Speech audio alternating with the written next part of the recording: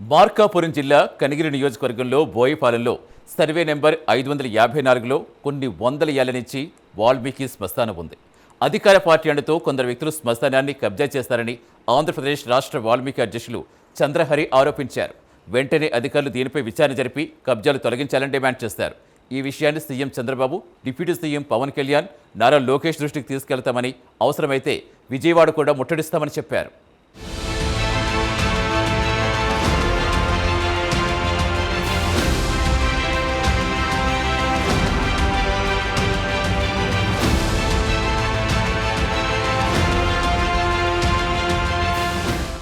నా పేరు చంద్రాచార్యహరి. నేను న్యాయవాదిని, అనంతపురం జిల్లాకు చెందినవాడిని.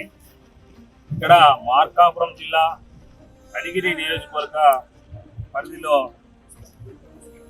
కనిగిరి మున్సిపాలిటీలో 5 ఎకరాల 36 సెంట్లు గత 200 సంవత్సరాలుగా వాల్మీకులు ఉపయోగిస్తున్నటువంటి ఈ శ్మశాన స్థలం ఏదైతే ఉందో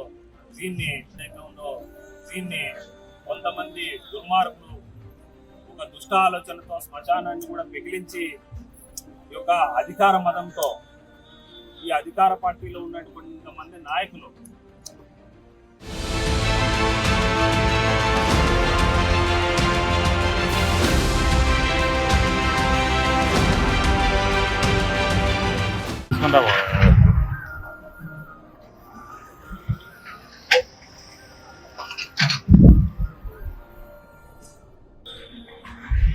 సజన్ చేశారు క్లీన్గా.